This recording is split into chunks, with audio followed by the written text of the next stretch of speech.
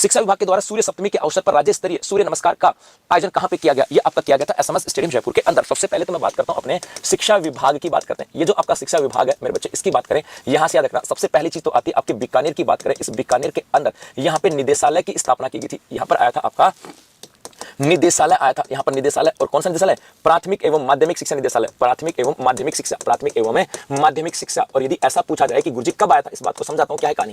आया कब था भाई, पता है सबको? कब आया था? 1950 के अंदर, मतलब राजस्थान के अंदर वर्ष 1950 में शिक्षा के विकास के लिए बीकानेर के अंदर एक निदेशालय बनाया गया जिसका नाम था प्राथमिक एवं माध्यमिक शिक्षा निदेशालय। पहला प्रश्न आता है कि राजस्थान के अंदर प्राथमिक एवं माध्यमिक शिक्षा निदेशालय की स्थापना कब की गई? तो याद रखना वर्ष 1950 के अंदर। और कहां पे खर्च की गई? तो भाई तो ये आपके यहां से आ जाता है बीकानेर के अंदर। उसके बाद में ये जो निदेशालय था मेरे भाई, इसका होता है विभाजन, और इसका विभाजन होता है वर्ष 1997 के अंदर। और विभाजन होने के बाद में दो बन जाते हैं। एक आपका बन जाता है प्राथमिक शिक्षा निदेशालय, प्राथमिक शिक्षा निदेशालय की बात करें, एक तो ये सेपरेट बन जाता है, और एक आपके यहां पर बन जाता है माध्यमिक शिक्षा निदेशालय, माध्यमिक शिक्षा निदेशालय की बात करें, ये आपके यहां पर बन जाते हैं। दो बन गए। अब ये जो दोनों हैं, इन दोनों के द्वारा स्वतंत्र रूप से कार्य, इन्होंने अपना जो स्वतंत्र रूप से कार्य जो प्रारंभ किया था, ये 1 जनवरी वर्ष 1998 से एग्जैक्ट ये प्रश्न भी आ चुका है कि प्राथमिक शिक्षा निदेशालय सिर्फ अकेला पूछे कि प्राथमिक शिक्षा निदेशालय कब आया, तो 1 जनवरी 1998। यदि एग्जैक्ट ये पूछे कि माध्यमिक शिक्षा निदेशालय कब आया, तो 1 जनवरी 1998, क्योंकि दोनों सेपरेट हो गए थे। और यदि ऐसा आए, ओके भाई माशंकर शर्मा, यदि प्रश्न ऐसा आए कि प्राथमिक एवं माध्यमिक शिक्षा निदेशालय, तब आपका जवाब होगा 1950, और सेपरेट नाम आए तो 1 जनवरी 1980 की बात यहां पर की जाती है साहब,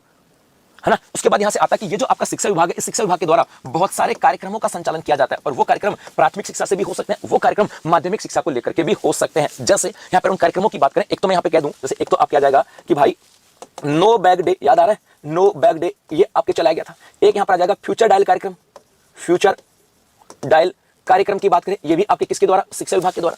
इसी शिक्षा विभाग की बात करें तो एक आपके यहां से आ जाएगा, कौन सा था? लहर कार्यक्रम। पर्सन पूछ लेते हैं इनका संबंध किसके साथ आता है? लहर कार्यक्रम। और लहर कार्यक्रम का संबंध था पहली और दूसरी कक्षा के बच्चों के लिए, कक्षा के बच्चों का नामांकन को लेकर के, का नामांकन जो है इनको लेकर के। ये तो आपको पता होगा फ्यूचर डायल कि बच्चे जो थे उनके कैरियर के निर्माण को लेकर के था। इसके अलावा जैसे हम बात करें, एक आता है स्कूल आफ्टर स्कूल कार्यक्रम।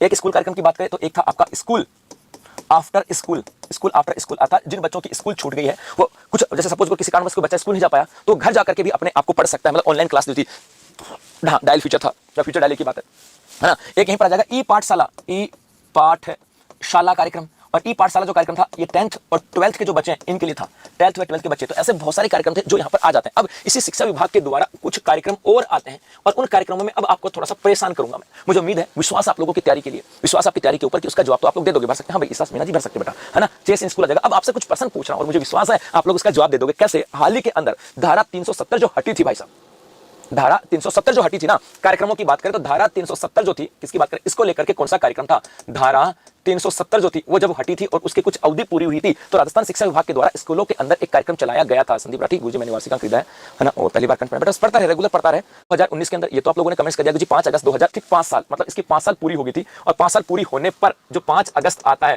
5 अगस्त 2024 को अपने यहाँ पर एक कार्यक्रम हुआ था। यही तो आपको बताना है साहब, यही तो आपको बताना कि कौन सा, एक बच्चा जी क्यों परेशान हो रहा है, रेलवे में कौन सा नंबर होता है यार जी, बताओ देखा यहाँ से। यही तो आपको 5 अगस्त 2024 को कार्यक्रम हुआ था, यही तो आपको बताना है। आप सोच रहे हो गुरुजी ऐसे प्रश्न आ जाते हैं क्या? और यदि ये प्रश्न एग्जाम में आता तो आप में से कितने करके आते? खुद सोच के देखो, खुद सोच के देखो। अब कितनों की हवा उड़ी, ईमानदारी से बताना कि किस किस को पता कि गुरुजी 5 अगस्त 2024 को अपने स्कूलों में कोई कार्यक्रम हुआ था क्या?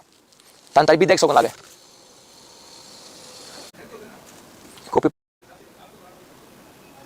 मुकुट मस्तक, मुकुट मस्तक की बात करें जी, ये इंपॉर्टेंट है। अब आप सोचोगे कि जी स्वर्ण मुकुट मस्तक कार्यक्रम का संबंध किसके साथ है, किसके द्वारा आयोजन किया गया और कब किया गया? इसका मतलब है कि भैया रेगुलर पढ़ना ही होगा, रेगुलर मेरे बच्चों पढ़ना ही होगा। आप सोचो कि आज पढ़ लिया और फिर मामला बिगड़ जाएगा, नहीं भैया, ये ऐसे प्रश्न है जो पढ़ना होगा और इसी प्रकार से एग्जाम में आते भी है साहब जी। तो स्वर्ण मुकुट मस्तक की बात करें, और अब इसी शिक्षा विभाग के द्वारा एक कार्यक्रम और हुआ है, और वो है आपका सूर्य नमस्कार, सूर्य नमस्कार। और इस सूर्य नमस्कार के आयोजन की बात करें तो मेरे गुरुकुल इसका आयोजन 2024 में भी हुआ था, और इसका आयोजन 2025 में भी है। और 25 में कब हुआ ये भी तो इंपॉर्टेंट है, 3 फरवरी 2025। कब हुआ? 3 फरवरी वर्ष 2025 की बात करें, क्योंकि इस दिन थी आपके बसंत पंचमी। इस दिन क्या थी? आपके बसंत पंचमी थी ना, 3 फरवरी की बात करें।